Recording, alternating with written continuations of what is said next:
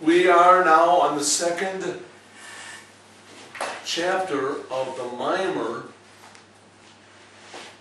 the Hasidic discourse, which is called Basi Legani. I have come to my garden, named after the sentence in the Song of Songs, Shir HaShirim. Shir HaShirim was a mystical poem that was written by King Solomon. And it's one of the books of the Bible. And it's a love song between God and the Jewish people. And one of the sentences there is, Basi Legani achoti kala. I have come to my garden, my sister, bride. I have come to the previous Lubavitcher Rebbe, the sixth Lubavitcher Rebbe, wrote a discourse that he was planning on saying on the date, the 10th day of Shvat, which Shvat is 2 months before the holiday of Pesach, Passover. He was going to say this discourse in front of all of his Hasidim, but he passed away on that day. He was already very paralyzed before that anyway. So it had been very difficult for him to be understood. In fact, basically nobody could really understand what he was saying except for his successor, which is his son-in-law, which is the present Lubavitcher Rebbe. But this mimer is considered, therefore, to be like the will and testament of the previous Rebbe to this Rebbe. Of course, what difference does it make what one Rebbe says to another Rebbe? This is an internal thing, right? It's a family matter. No, it's not.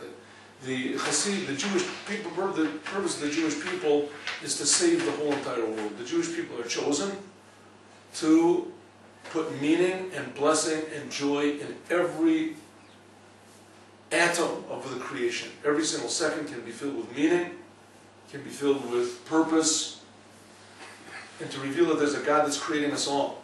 And this was in fact revealed.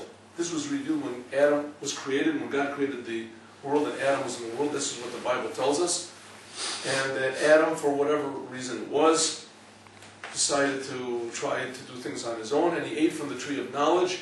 And from that time on, man became less and less aware of the oneness of God. He became the goodness of God. Man became isolated. He thought he was alone. The world became empty. Until there stood up a great righteous man called Abraham. Abraham was the first Jew, and he started bringing this awareness of God back to the world. Until Moshe, Rabbeinu actually brought it into the physical world in the Beit HaMikdash, into the Holy Temple. Before that, in Mount Sinai. Mount Sinai, God actually appeared. It says, panim l'panim, face to face. God appeared to the Jewish people, and the Jewish people saw the oneness of God in the world. After that, we know that there was a temple. In the temple, God was even more revealed on a constant basis in the land of Israel, but the people again decided to do things on their own, and again man became alienated from himself, from his consciousness, from his awareness of the infinite.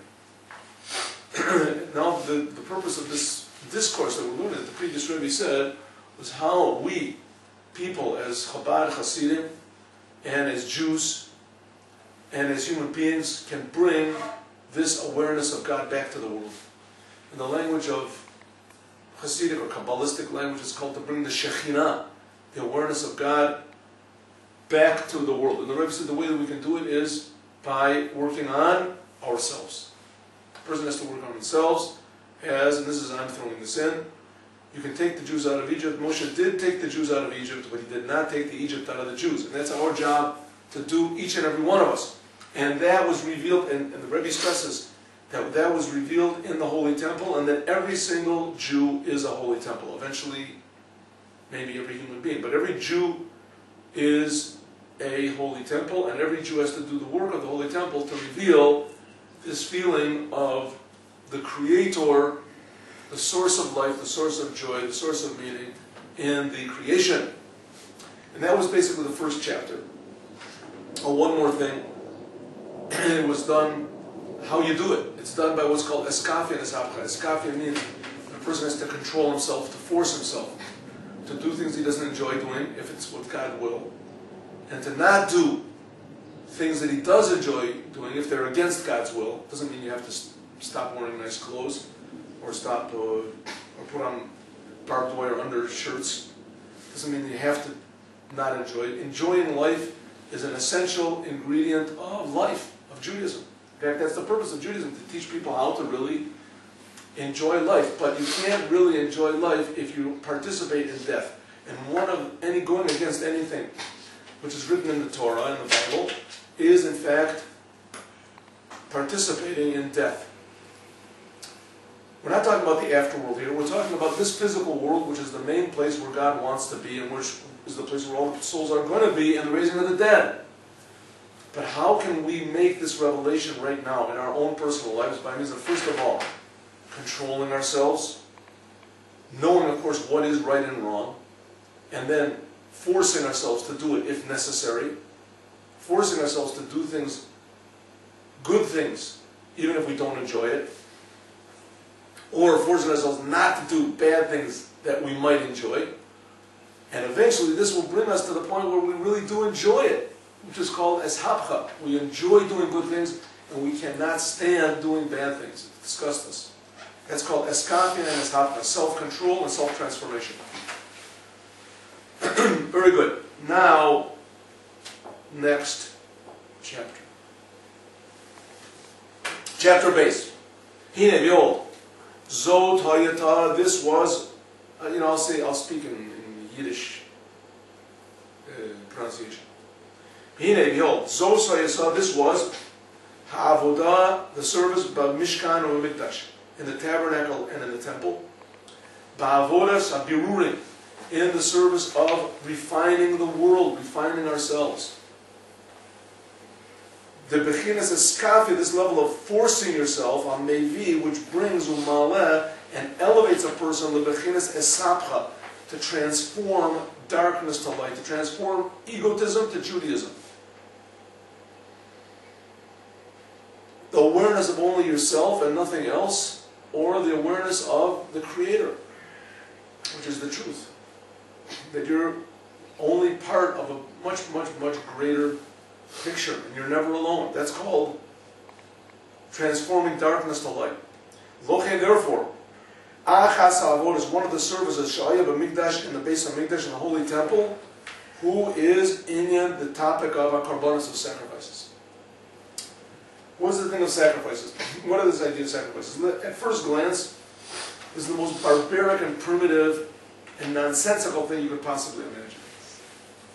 And in fact, this was one of the reasons why, about 40 years ago, I became what they call a Baal Tshuva. I was not religious my whole life. And I read in the Bible that there's such a thing as sacrifices, and I realized that I had absolutely no idea what Judaism is. If these Jewish people could do such a cruel and a bizarre thing, and a foolish thing, is thinking that you could bring an animal if you do a sin. First of all, who says there's such a thing as a sin? Maybe you can just do whatever you want. And now then, how do you get out of this sin that God tells you you're not supposed to do? And you did it, is you bring an animal to the temple. That can't be, that's the whole temple, the Jewish temple. Animals, killing animals. How could this possibly have anything to do with anything? Even not Judaism, just normal life. I don't even think the most primitive of the primitive person somewhere in the dark, the darkness of Africa or someplace would do such a thing like this. Take an animal because you did something wrong, so going to happen. Later on, I learned, of course, that this is not so. That first of all, the animal sacrifices were only brought for accidental sins. If a person did a personal sin, animals don't work. And second, aren't for that. Second of all, the animal sacrifices had to be accompanied by true regret of the past and making a firm resolution for the future. If so, a person had to do regret, and he had to also do reparation, he had to pay back any sin that he had done, then why do you have to bring the animals? The answer is that the animal was brought in order to elevate the creation to the Creator. Or in simple language, to do things that you don't understand, but that the Creator wants you to do. And essentially the idea of taking animals does not make any sense. Of course, there are a lot of explanations. There's explanations according to logic and according to the Kabbalah, but really, essentially, the idea of taking an animal and sacrificing does not make any sense whatsoever. Why God would want such a thing like that? And the answer is that God wants us to do His will. In fact, that's what a human being is. What is a human being? A human being is a creation that can choose to do what's right. There is no other creation in the world that can choose to do what's right except for a human being. Animals can't do it, angels can't do it, they do it automatically. Animals do according to their nature, angels do according to their nature, right? Human beings have problems with what is right, what is wrong, what to do, why do I exist, why am I here? To channel this energy that they have. If a person doesn't do what's right, usually it'll end up that he'll do what's wrong, unless he's just a very, how do you say, square person. Usually he's going to end up, the person cannot just sit and do nothing. Right? They try to do with these Eastern religions, and etc. Even doing nothing is a very difficult thing. There's even a joke that they say doing nothing is the hardest work. Doing nothing. A person, when he gets fired from his work, doesn't have anything to do, he goes crazy, he gets depressed, God forbid, all the worst things. They give the drug addicts, there's unrest, right? They hate the Jews. If they find something to do, a person can't just do nothing. You have to do something. Did you get all the translations? Oh yeah, the translations. Oh, going too fast. No, we did this yesterday. I need the last 2 lines we haven't done. We did this. We did all this yesterday. Yes, you were here yesterday. Yes, I just didn't print. Okay. So we'll get to tomorrow's and then we'll get to today's list. So that's Arvaras and Karbonos. Karbonos was that you would bring an animal to the temple. You would sacrifice it. You would of course think what's happening to this animal should be happening to me, but essentially you were doing things that God wanted you to do because God wants you to do it. In fact, why does a person do a sin? A person does a sin because he says, I want to do what I want. I want to do what I want. Did you create yourself? You make your heart beat. You make your lungs work. How is it? That's God is doing that. Right? If you think God is not doing it, then it's just nature. You have a right. You can think whatever you want to. But the fact is you're wrong. The second of all is, you can only realize this truth by means of faith and emunah. But also another thing is that when you do attach yourself to something that's bigger than you, suddenly you realize that your life has a meaning. You're within a context, you're within a framework. You're not the ultimate framework of everything. Your consciousness doesn't determine everything. Right? So a person, you can live a life like that with quantum physics or whatever you want to call it, the secret. That your life determines everything in my mind. You can, but it's a meaningless life. It means absolutely nothing. And people need meaning. People need joy. People need blessing. They need these things. You can learn to do without it. You can learn to do without food also. You just drink and eat bread. You can do it. You can live in a closed-up room and you can never talk. It's possible to live a life like that. But then you just make yourself into an animal, like a plant. Right? That's some of these Eastern religions. They try to make a person as much like a plant as they can. Don't move, don't talk, don't think. Good, that's a level. You can do it if you want to. I don't know why a person would want to do that. It seems to be a very selfish thing to do. But if you want to do it, you can do it. We believe that God put us into a world, and the world is real, and that we have to improve the world, and part of the world is us. That's the idea of a sacrifice. Taking the animal is just doing one of the things that God wants to do instead of one of the things that we want to do. Of course, it's much deeper than that. We're going to talk about it. Really, this bringing of the sacrifice is Shahu, which is avoda, service, ruchani, spiritual. Sheben nefesh, of your soul. It's not only like what I just said, just doing what God wants. It's also a very deep thing. It's a very deep, personal, spiritual connection between you and your Creator. And this is in Yishtafos HaKohanim. How do you know that the bringing of the sacrifices was a spiritual thing? This is the topic of the participation. HaKohanim, of the Kohanes, of the priests, the Levim and the Levites. The Levites would sing Pa'avodah in their service, Beshirim, and their singing, V'zimram, and their playing of instruments, Be'ed at the time, Havas, the bringing, a korban of the sacrifices.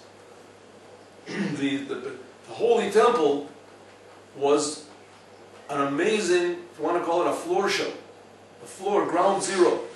It was this physical world, and in it you went into a building and everyone was only serving God according to God's standards, not according to their standards, according to some inspired person. This was God's standards. They were singing songs, the Psalms of King David. They had their melodies. I don't know if some of the different groups that claim that they have the melodies even today.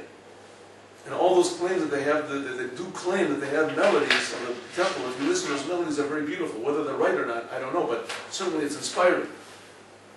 They played instruments in the Holy Temple. Things were done exactly and precisely according to some higher order. And the main point of it was to bring these sacrifices, this bloody, terrible thing, to bring sacrifices. You somehow felt that life was being returned to its source, right in front of your very eyes. We don't have the temple today. You'll see, we can simulate it by making ourselves into a holy temple. You'll see. And you don't have to kill yourself. Don't worry. That's not the point of the matter.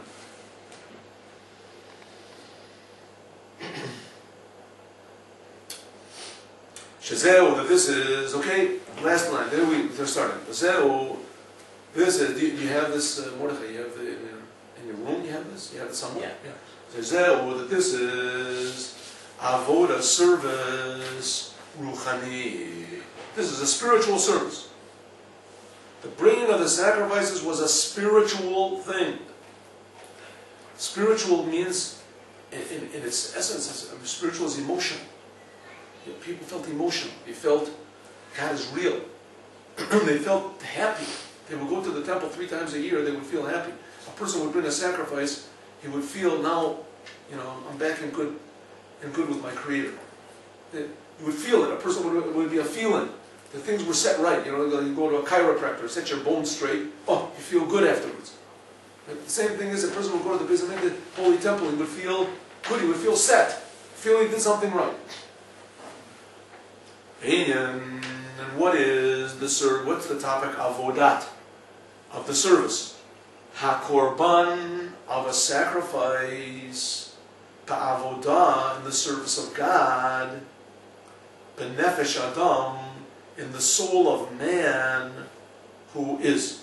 When you're serving God, you have to serve God with your body, with your actions, your deeds, even your thoughts, but you also have to serve God with everything you have, including your soul. What your soul? Your soul is your action, which was said, action, speech, and thought. That's called nefesh. Then your emotions. Your emotions is what's called your ruach. You have to be emotional about that. What are you emotional about? Things you're only emotional about things that have a value to you. Have a value to you. Either a negative value, that endangers you, or a positive value. It's good for you.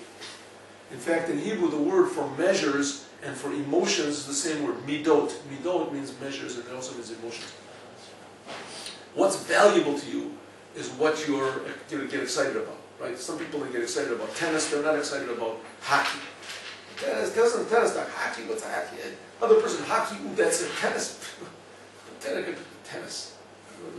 Most foolish thing in the world, hockey. Oh, there's the game, hockey, right?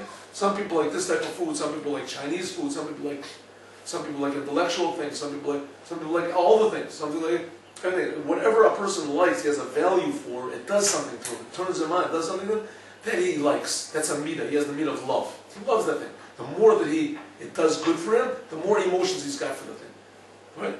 The more that it talks to him, the more a person is willing to pay for something that's really valuable. He's willing to pay for it.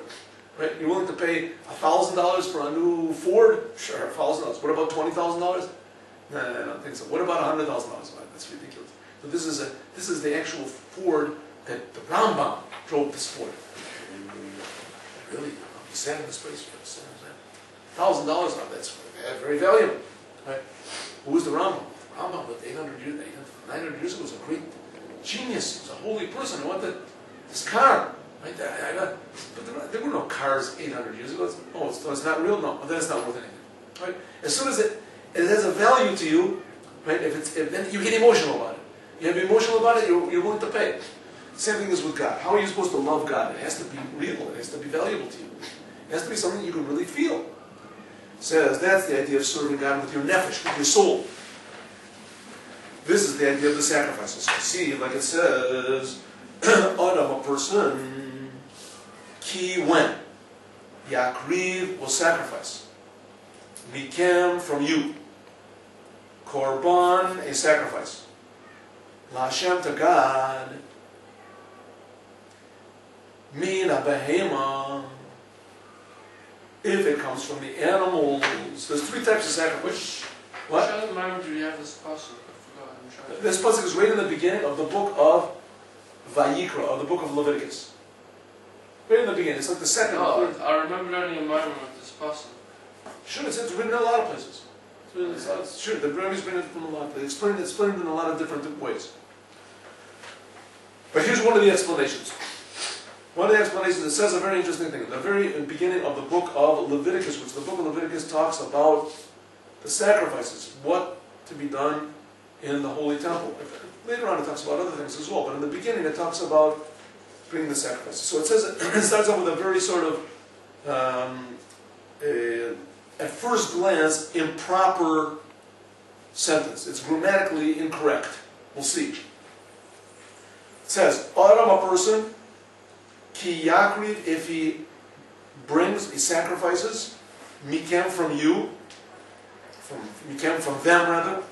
Just tell the, God is saying to Moses, Moshe, tell the Jewish people that if a person sacrifices, if one of them sacrifices, if a person sacrifices from them a sacrifice to God, mina behema, if it's from the animals, there are three types of sacrifices. There's from animals and from birds and from grain, bread. So if it comes from the animals, then mina bakar, mina tzon. If it comes from the cows, the bovine, from the sheep, right? That's how it explains.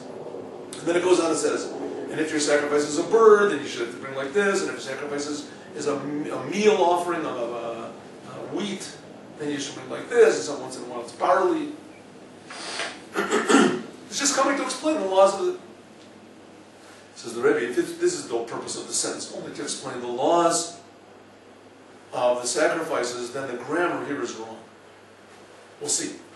The Chiora, that at first glance, Yuksha. We can ask a question. In that if. Next page. In that if. What's your share again? Yeah, question.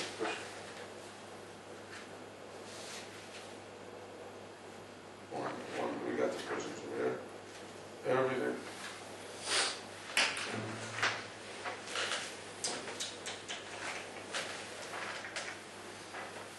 Maybe I made a mistake. This is terrible. I made a mistake. Pause it. Yeah, turn it on. Terrible. Terrible, terrible, terrible.